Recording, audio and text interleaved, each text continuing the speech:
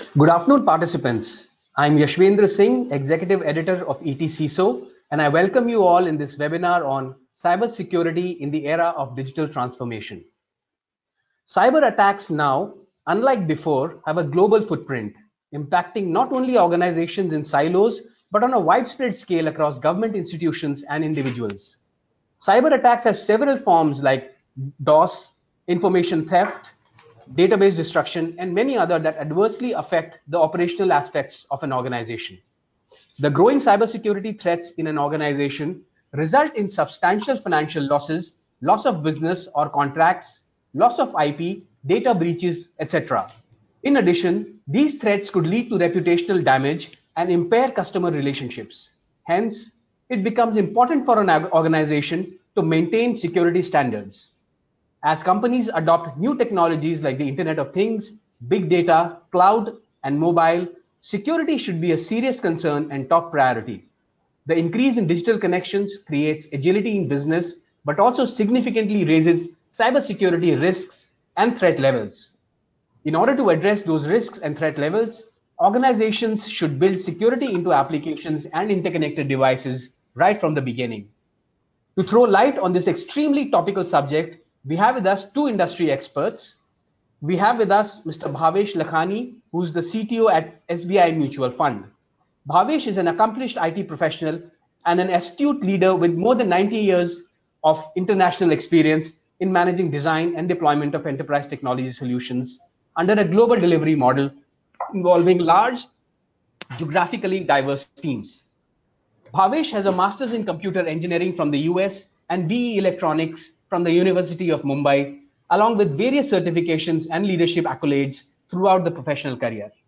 We also have with us today Mr. Vishal Jain, partner Deloitte India. In his 17 years of advisory professional career, Vishal has gained rich experience in cybersecurity and has been instrumental in conceptualizing and developing capability for critical service offerings such as revenue assurance, vendor risk management, telecom security, and data privacy. Vishal is an engineer in electronics and holds a postgraduate diploma in telecom management. He is also a certified information privacy professional and has been awarded honorary title of DSCI certified privacy professional. So without any more delay, I would request Mr. Bhavesh Lakhani to please give his presentation. Over to you, Bhavesh. Thank you, Yash. Good afternoon, everyone. I hope I'm audible. Yes. A silence is a yes, so I'll move on. So may I request the presenter to move to the slide? So today's presentation specifically is something which, over the years I have gathered. It's my opinion, my views. One size may not fit all, but these are general guidelines, and if you already know some of it, excuse me for being repetitive. If you have any questions or follow-ups, feel free to reach out to me. But like Yash rightly pointed, in today's world of digital explosion, I think cybersecurity is becoming a buzzword. We all are aware how every board meeting does not end or begin without a cybersecurity discussion, right? Especially when you see all the case studies around you which are live. And trust me, only 10% get reported. Been a part of the BFSI, so I'm aware that banks normally want to just not expose their weak links out in the public. So most of the incidents don't even get reported. The ones that do are of grave nature. Having said that, I'm going to start off with some numbers for you, right? Again, it's a no-brainer. It's easier for Gartner to say that 60% of digital business are predicted to suffer a major failure by 2020. I mean, it's a good estimate. Again, the word estimate is key here. How do we manage that, right? I mean, it's not about protecting your firm by just investing in technology, because as you all know, technology keeps changing.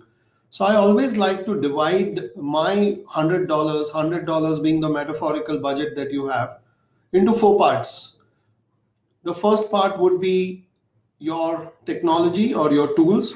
So as you know, all kinds of threat protection tools keep changing, be it your endpoint or your perimeter or anything that's in your data center. So I would put $25 there out of my $100. The other $25, I would definitely invest in a backup strategy, because never give in to any sort of ransomware. Right nowadays, we see that ransomware is the most common form of attack, or distributed denial of services. But in both cases, people are expecting some money or some sort of cryptocurrencies back. So I would invest 25% on a backup strategy, and do not, and I would not, give into a ransom. The third part of the $100, I would invest in training my users, because believe me, most of the users, even in a corporate world, are your weakest link. You're as strong as the weakest guy in your organization who does not understand this. So I would spend that $25 on training these people, conducting phishing attacks, conducting um, sessions like ET is observing Cybersecurity Month. In my current and previous organizations, we do observe this kind of a month once in a year, where users are, there's an awareness program, you give away prizes, blah, blah, blah. The last part, I would invest in an incident response plan, because most of us have not seen how it is when you're in the middle of a crisis, right? When the business is trying to restore normalcy, when your senior management is concerned, when your communications team is uh, apprehensive about the press.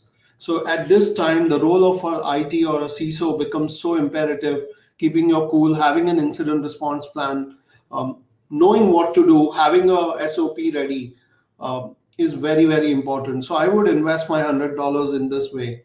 Um, as you are aware, you must be hearing that the role of the information security officer or the CISO has been changing. So, in what sense? Well, I mean, change is inevitable, we all know, but how is it changing?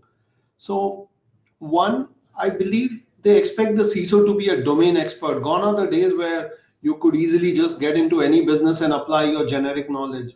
You have to understand your domain. That's where I'm trying to say that when you see your attack surface, don't just see the surface, right?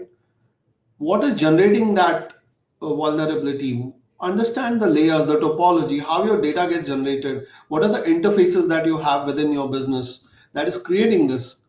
And then we all daily face this issue where we want to have privacy, security, at the same time we want convenience or productivity, right? So how do we balance this catch 22 situation?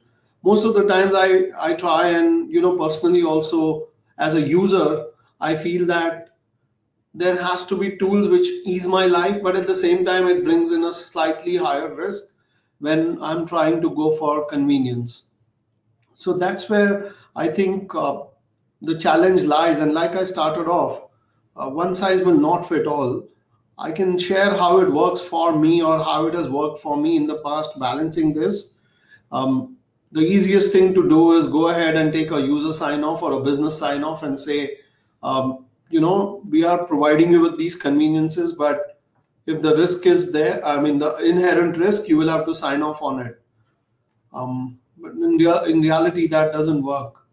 Business, even though they have signed off, will still come and try to hold you accountable for any lapses. So it is a difficult job. Very recently, I don't have it in my slide, but very recently I saw a funny image where they show the CEO is sleeping very peacefully. Next to him is the CFO, who is also sleeping but slightly restless. And then in the last image, they say the CISO, and it's just a bed. The CISO is not even there, so it's a sleepless night. I hope you get the pun there. But what I'm trying to come to is, it's a difficult job, but hey, you guys have signed up for it, right? So it's our job now to accept this challenge and move forward. Um, the last tip which I have recently, benefited from, is having a very good network. So when I say the threat intelligence network, it's not just the subscribed services that are available, but also having a network of CISOs around you, or having people in the industry across geographies who are available, who keep sharing data with you. So this is where it becomes even more interesting, because you get various case studies. In fact, in our industry, we have a group. I've also formed a group with other CISOs in the industry where we interact. If there is any outbreak that again is flashed on the group. So that's where I feel we can do whatever we can and not leave any stone unturned. Can we move to the next slide, please? Okay, so now having seen all the buzz around data privacy and the GDPR and everything, um, India has our own privacy bill, right? Which hopefully after the winter parliament will be a little more clearer and we will know exactly what it entails. But my personal opinion is GDPR is easy to implement because most of the data that is generated is digital, whereas in India we still have a lot of manual processes. So although we are great at coming up with policies, implementation is yet to be seen how it goes. Because we all know the ground realities. I mean, we can do a mock test and send you a link and say, here's $100, 100 rupee certificate for Amazon. Just give me some data, and I'm sure 90 of 100 people will respond to that with their personal data. So this is actually in one of the surveys that was published by F5 Networks. It's called Curve of Convenience. You should Google it.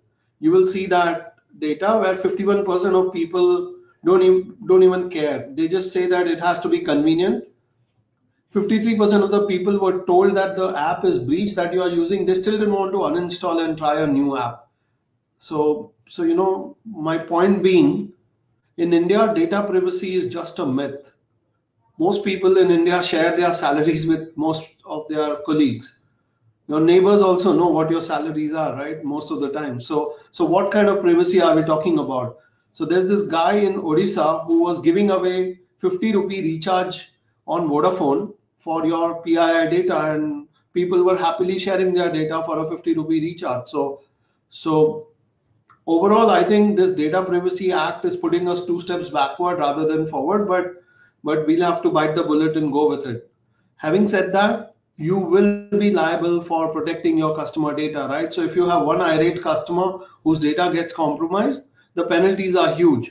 So how do we go ahead and take this particular opportunity as a challenge and ensure that our organization has the kind of encryption that most regulators are enforcing now. So in financial industry, SEBI and RBI both have a clear guideline.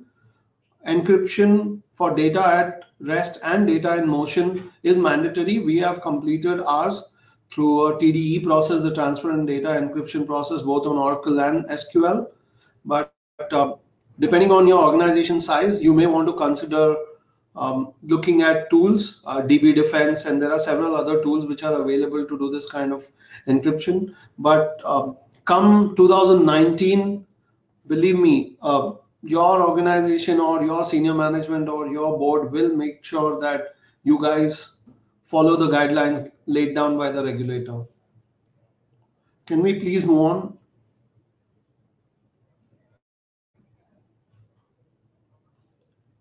Okay, so I believe that's the end of my presentation. If you guys have any questions or any follow-ups, I urge you to write to me. I have a hard stop in a few minutes, so I will log off, but feel free to write to me or reach out to Yash or ET folks, and they'll be able to connect you with me. Thank you, guys. Thanks for your time.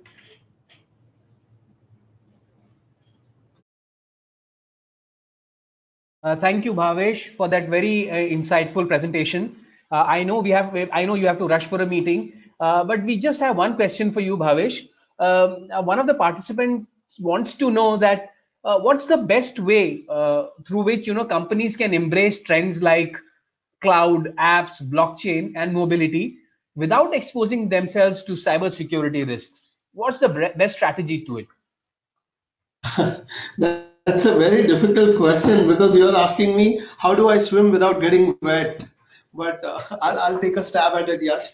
Um, well, when you are online, you are exposed, right? So there is no question about you being not exposed without doing anything. How do we adopt it is a different strategy altogether, because that's where you have the cash B offerings, for example, when you're moving to cloud, or you have tools which are available through various. I'm not going to name the vendors, but there are at least five good vendors who I can tell you can provide you with a solution where, let's say, you're managing a hybrid cloud, or let's even take a simple example of a public cloud. All the breaches in the cloud so far that we have witnessed are a result of a weak configuration. Cloud per se is secure, and that's my battle, constant battle, which I have been fighting with my management, that moving to cloud is not unsafe. It is how you manage your configurations. It is how you use these tools effectively.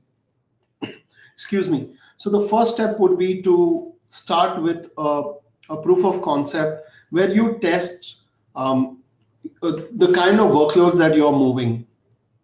If you're from the banking, I can speak to it, or even if you're from healthcare, I suggest that you do not move your critical data on the cloud on day one. You test the waters, you just move non-critical workload on cloud. You ensure that it is pen tested regularly. You try to break that particular configuration, whatever configuration that you have set up. Make sure that passwords. Most of the people who manage clouds now are getting away from passwords and using secure certificates. So your developers have the convenience, at the same time it's secure. So use a 256-bit encryption when you're accessing your cloud dashboards. Other than that, any new technology, be it digital, or be it on the cloud, or be it AI, IoT, the latest trends. We also are trying a RPA slash machine learning application, but we are not throwing everything there on day one. We always will have a shadow process which runs for 3 months before we get comfort that the data that is being calculated by these automated scripts or our robotic process automation is accurate enough, because end of the day we deal with people's money. So financial services, more importantly healthcare, should ensure that things are tested. Non-critical data is first put on cloud or any new technology. A backup is always available, and then make it a gradual movement rather than just doing a big bang. I hope that was, yes, I hope Sure, that answered Bhavesh. the question. Yeah, perfectly, Bhavesh. Thank you so much for those insightful inputs and your presentation. I know Thank you you. have to rush for a meeting. Thank you for Yeah. joining us. Thank you. Thank you very much. Bye, guys. Thank you. Bhavesh has to rush.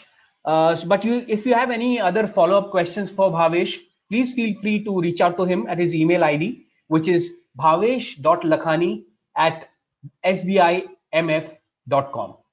I repeat, bhavesh.lakhani@sbimf.com. Thank you. Moving on, I would now request Mr. Vishal Jain to please give his presentation. Over to you, Vishal. Yeah, hi. Thanks, Yash. Good afternoon, everyone. Yash, can you see my screen? Is it visible? I can see it, Vishal. Yes. Okay. Hello, folks. So I think we all talking about digital, and I thought, well, before I get into the security part, let me just quickly touch upon what do we mean by digital, and that's very interesting because that word is being used across everywhere in our daily life, whether it's an individual customer or as a service provider or as an enterprise side. So what we generally define digital is any of these the technology which you can see on the screen, RPA, AI, ML, IoT, analytics, blockchain, 3D printing, and there could be more coming here. So all these technologies, when we implement in our daily life, in operations, in our value chain, in that case, these is more of a digitalization of those processes, and these technologies then help us to achieve some of the better objectives, which, for example, increase product efficiency or customer experience and other areas. So today we are in a position by using the help of these technologies, we can think of certain things which earlier maybe we were not even thinking of, that we can do those stuff. So thanks to those technologies. Having said that, there is a new set of threats which we are also talking about, which comes into picture when we talk about some of these digital technologies.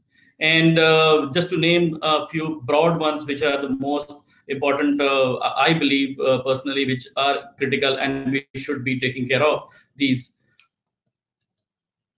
So digitalization, as I said, is redefining the business. So it's like the boundaries are disappearing in terms of where to stop from the cyber risk point of view. It's no more restricted to within the enterprise or the people who are working indirectly, but it has actually gone beyond that. So, for example, the extended attack surface. If I take, say, IoT as a one of the technologies, when you implement in manufacturing or anywhere in a customer experience, your touch point has actually increased to your network, to the external world. So now I don't, as a attacker or a malicious user, I don't have to enter the premises to attack the system. There is enough touch points outside also which will help me. To the extent, the large groups, when you have the SCADA system, you connect it to your IT, and then you also have the web interface for another customer requirement, you can actually see that there could be a threat where from a public domain you can actually attack your SCADA systems or your operation technology or getting into the IoT space. Now that is the attack surface which we are talking about, which is really scary. Though there are good things about digital, but then these are some things which we have to take care of. Data leakage or data protection, I would say, is again an important aspect. Bhavesh actually touched upon the privacy part, which is very critical. But also critical is privacy is anyway. When we talk about more customer, better, rather than giving a customized services, we are talking about personalized services, and you get into profiling of the customer, giving better experience, and then you start capturing more and more data, usage, behavior patterns of an individual. So the sensitivity of the data which you or an enterprise is capturing increases, and that's something which we have to really take care of. And not only the personal data privacy aspect, but also the company data, which itself is very critical. If you see these days, the attacks are largely focused on the two sides of it. Either people are interested to disrupt the services, they will attack the infrastructure, and then they'll say, okay, the service should be stopped. Or they are interested to take the data out of it, which is sensitive. It could be customer data, employee data, or any username, password type of stuff. So these are largely the two objectives. All those defacing of website and everything is more become like a script kiddie's job, and people are not really interested. But still, we are those threats exist definitely. But these are the ones which we have to really take care of.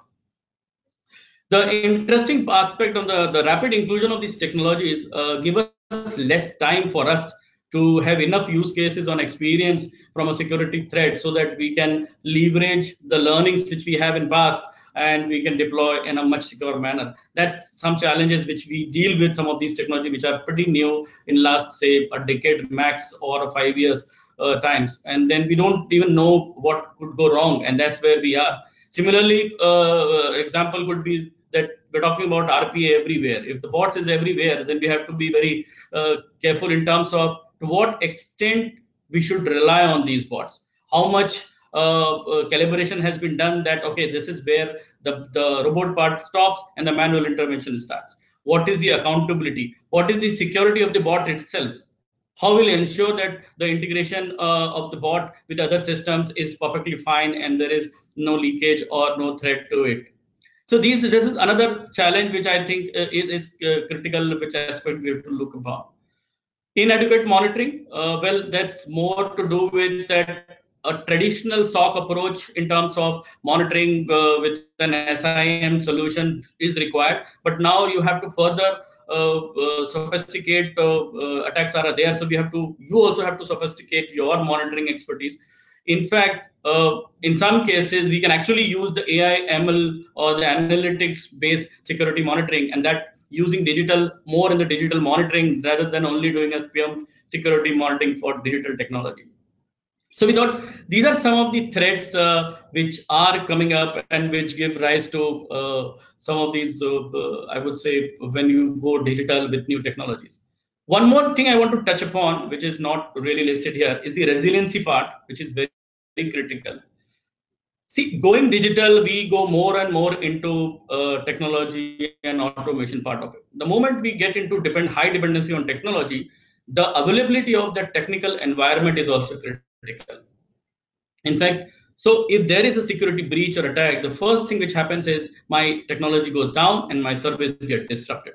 And that is where in that one service disruption will have a bad customer experience, will have a data loss, can actually have a great monetary loss depending on the nature of services which you are. So the resiliency to be built up in the design phase and in the architecture is another important aspect when you design the new digital architecture. So the target digital architecture, the way I mean, if you allow me to coin, it's a more of my personal view. Digital 2.0 should have risk and security built at the design stage. It's no more should be treated as a pre-go live vulnerability assessment or penetration testing or AppSec, which you do and then you say, okay, fine, this is done. Let's go ahead and go live. It is something which has to be considered right at the design stage. So the use case of your digital should also talk about security, privacy, resiliency, data leakage, all these aspects, and how you are going to do monitoring, whether there are enough logs or information which is being captured are there or not. That has to be incorporated right in your design stage, architecture stage, and to the extent in the specifications when you evaluate various technologies or various components on the digital side. So we thought this is something which is more on the threat aspect, and that's where security is very critical here. Going forward, so we all see these technology trends and it's coming up. If you see one thing common across all of these, whether they rely on this or they generate out of it, is the data. And we all have known that data is like a blood of an enterprise or the entire ecosystem, and that's where the entire approach of security has to be treated in a slightly different manner. See, earlier we used to talk about the perimeter security part, which means whether someone can enter into my network, into my premises, into my domain, and then see whether whether somebody can steal the data. The approach now has to be inside out approach, which means that if we have to follow the data wherever it goes, so your security controls should be built around the data objects. That's important, which means that if there is no more a boundary, so my data can start from my application to my desktop to my mobile to web or to my third party's website or the mobile application which I am giving to access to my business partner, and then IoT sensor. I mean, there is no end to it. So where all you will go. So the best thing is you identify the data, understand the entire data life cycle, where all, which stages, which application, which systems it is crossing, and then you build control around that. So entire your usage to data journey mapped across your value chain, the control has to be revolve around data. So if you see the diagram on this slide on the left hand side, it talks about the approach should be data, then you go to the application, then you platform, and then the network. So you are following the data wherever it goes and ensuring that the access and the security controls are around it. Now that is something which we believe is important. And when you do this, automatically you will realize that you can actually build your control, or you can classify or categorize your control based on the nature of data. And that nature of data could be like, if it is a personal data, then there are privacy controls around it. You have to take care of the regulations, you have to take care of the customer interest, and we largely talk about customer, but I think the employee and the business partner personal information is also equally important. So even that has to be taken care of. So it has to be a data centric approach, and it has to be revolve around it. So in a nutshell, I mean, considering the time given, I thought this is one aspect which is most critical one, and we thought it's important that I share my views around this, that digital is good. Through digital, you have various threats coming around. The common thing to ensure that these threats are taken care of is the data part of it. So let's start focusing on the data, and then have a data based security approach, and that's what we call it as an inside out approach. So that's largely wanted to touch upon. we talk about security as a subject in this particular webinar, but I want to just touch upon one more aspect, that when you go digital, security is definitely the more major aspect to it. But there are other risk areas which are more beyond security. I would say something about technology risk or operations risk or forensic, the capabilities, the data which is storing when you go implement digital. So that is also important, which are not directly related to security, but can actually be exploited and lead to security breach. So that's one important area. The one more aspect which I would like to cover here is the entire digital reputation, or I would say your online risk, which means that we all assess our system, whatever is visible to us. Does that mean that if we ensure that everything secure in the our line of sight, whatever is visible to us is good enough, or we should actually get into some of the other areas which is not visible to us? So something like a deep web analysis or dark web analysis, where you never know, maybe some part of your data or your vulnerabilities or loopholes of your infrastructure is actually being shared and discussed in the hacker community. So it's important that you actually do an assessment in those deep web and dark web and see whether that has been taken care in your infrastructure or not. So it's not only defining security in the visible part, but maybe you also one has to also touch upon the invisible part, or I would say the something where you have to go actually in the dark web or deep web side of it. And the moment that happens, because that if something goes wrong, God forbid, then the impact is financial is given, but then major impact is the brand and the reputation. In today's world, I think reputation building is more important or equally important when you talk about the regulatory and the finance part of it. And if you are in some infrastructure or larger domain of the enterprises, it leads to national security and then the crisis, another word. So it's all linked. So I mean, if you don't protect now, then right from a one bit of data can actually lead to some as we call it as bloodless war and the cyber wars to that level at a national level. So yes, that's where I wanted to end. This was my last slide, and I thought these are some aspect where I'll touch upon. Over to you. Great. Yeah. Thank you so much, Vishal. That was a very, very comprehensive presentation. Thank you so much. We've got some questions for you, Vishal. The Sure. first question from one of our participants is that what are the key actionables that organizations must keep in mind to protect their digital risk and reputation? Okay, so see, one thing is that, well, at least wherever limited or whatever you call an interaction which I had with some of our clients and which I have been visible to, usually we do security testing the moment we go live, before going live, and we do technical security assessment, penetration testing, AppSec, which is fine. We should do that. But my most important aspect, which I believe, is when you are defining the use case for your digital, the business case and the use case is more important. Wherever you are going to deploy, how you are going to deploy, the evaluation of the security aspects in terms of how the data needs to be stored.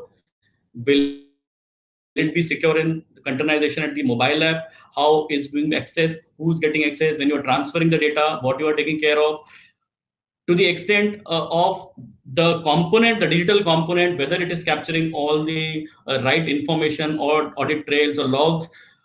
Because in the event of a breach, if something goes wrong or a fraud, there has to be enough data available in these new systems which will help you investigate further. So at the design and the evaluation stage, I think it's important that you identify these controls, whichever controls you are anyway planning to test it later on. So it's better you have a risk based or a security based architecture right at the beginning. And sometimes what happens is that when you do the testing later on and you find there is an issue, you have to actually go back to the architecture stage. And if you're required to incorporate a new solution or a new design or a new architecture, it may involve some cost. So your entire project cost can really be at a difficult situation where you have to go back and reassess the entire. So it's always better that you do it at the design stage. Sure, Vishal. So the next question is, what might be the basis for Gartner to predict that 60% of the digital business would suffer major security failure by 2020? Well, that's a strong statement. I mean, I will be difficult for me to comment on somebody's assessment. I believe they have done those surveys and all, which they have might have come up with. Uh, See, I don't want to comment on what Gartner has predicted. I would request if you can get in touch with Gartner, that will be better because they will have some basis around it. My only two bits in this subject would be that. I don't know about the number, but if because the moment we get into the digital space, we are opening it up. We are having a lot of data which is being captured. We are moving towards more, I would say, sensitive infrastructure and sensitive data. It is no more I working alone, but there are business partners, other sectors, all coming together, and that is towards a seamless integration. And that's where an issue at one component may actually lead to other sectors and other you can say the entire business partners in the entire value chain getting impacted. So the entire sensitivity around the threat and the security is very critical, and that's why if not taken care, definitely there could be an issue. Now whether it is 60% or 80%, 20%, I don't have any comment on that or basis for that, but definitely it will be critical because we have increased our boundary. As I said in my first slide, attack surface, we have started capturing more and more sensitive data. We have becoming more integrated with other sectors. So you can see a mobile money with a telecom operator, and then integrated with the banks. There are banks in African continent who are selling you can say mobile devices with their plans. So there is a lot of cross I would say sector products which are coming where they are talking to each other, sharing of data to the extent within the regulatory boundaries. So all these, the way of doing the business is changing now, at the pace which is changing. It is important, critical that we take care of the security. Now that could be one thread, that maybe my security readiness or preparation may not be to that speed as the speed which I am going towards the business, because when you get into a business, your focus is to give good experience, good revenue, and all those aspects. Maybe that can be one area which is of caution and we need to take care of. Sure, Vishal. So the next question is, how do you bridge the gap between standards and regulations and real life implementation challenges? Usually, people believe that regulations are like it's like a hindrance or something which will slow down my progress, and that is the perception people believe. And that's the question also, that there is a gap between the regulation and real time. If you see, regulations are aligned to safeguard the interest of the individual, or even the larger economy or the national level or of the enterprise. And that's where their controls are they don't get into the control definition. They are at a very objective level. So when you define the controls, yes, definitely it has to be a basis to it. The objective has to be more to meet the overall objective of for which the regulation is. With respect to the practical gaps, I mean, it's a very case by case, but it's not that things cannot be taken care. But given the business where you are and the nature of compliance requirement which you have to take care of, well, you have to evaluate, and you can actually bridge the gap. Something, let me give an example. Say privacy by design is a part of the regulation, and if you, even if there is no regulation, it's good. For example, it says that you protect the personal information, but I would say go a step back and evaluate and question the information which you are capturing. Do we really require to capture so much of personal data for a given service or offering? Let's restrict our exposure and evaluate to that level. And that's where it comes when you are defining the product. So the point is that you are doing privacy by design, or you are actually the objective is that one part is to mitigate the risk, the other is, I would say, evaluate and reduce the exposure of the risk also. So that is one way you can actually take care of the gaps.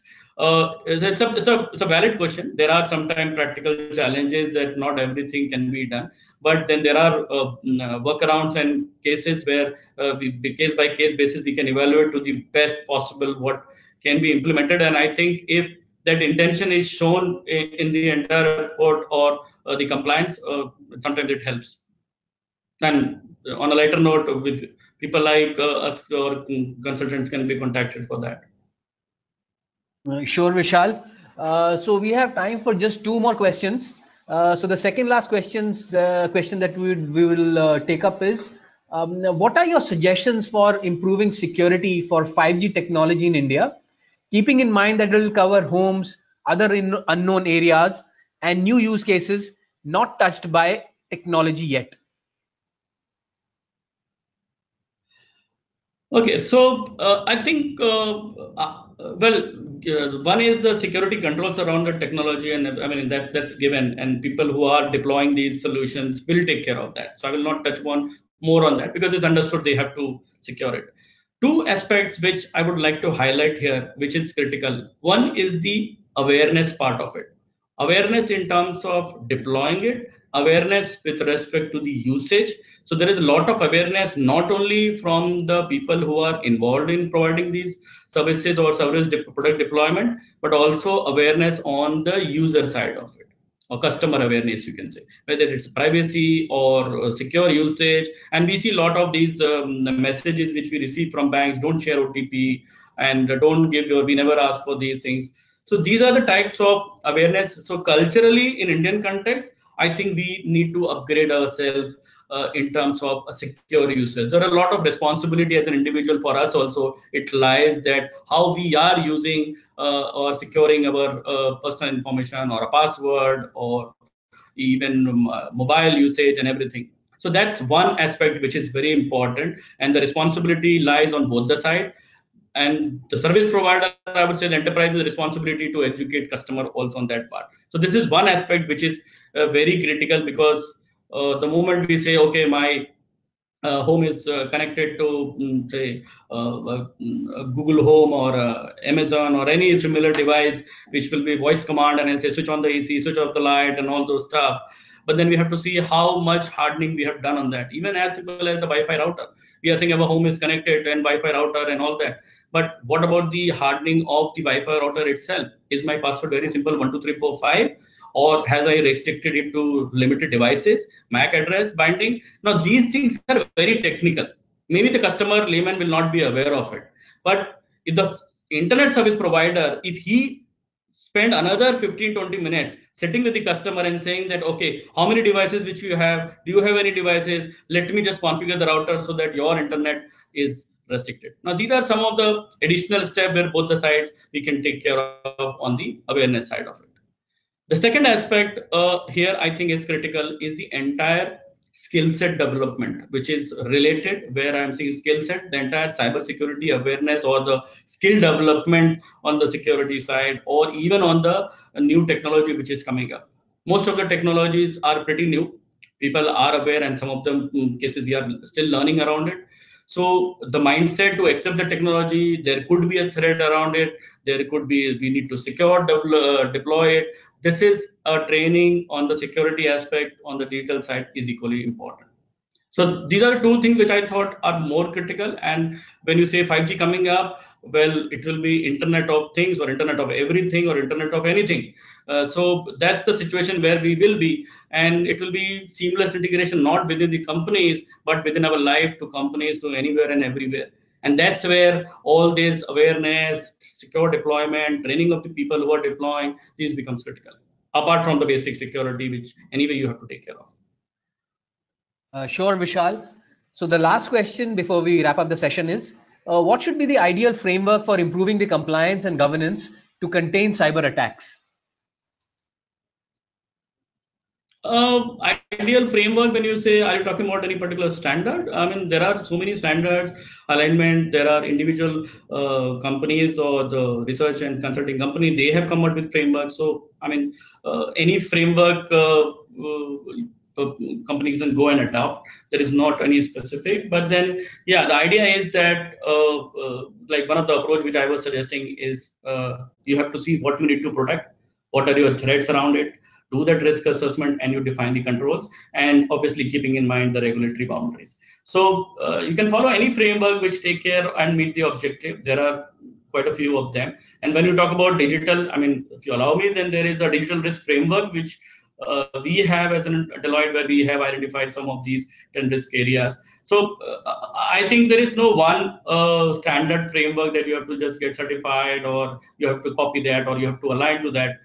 It could be any leading framework, or there could be many which could. And most of them, they talk about a similar approach and securing the information. Great. Thank you so much, Vishal, for the inputs. With this, gentlemen, we would like to close this webinar. Just to conclude today's discussion, as technology migrates more products and services online, and we become heavily dependent on them, protecting this technological infrastructure has to be a prime concern for information systems. The CISO's job, therefore, becomes extremely important to address the shortcomings and help overcome risk and complexity associated with any other organization. With this, gentlemen, we would like to bring this webinar to a close. Thank you so much for taking time off your busy schedules and participating. Have a great evening ahead. Thank you. Thanks, Yash. I think it was a good session.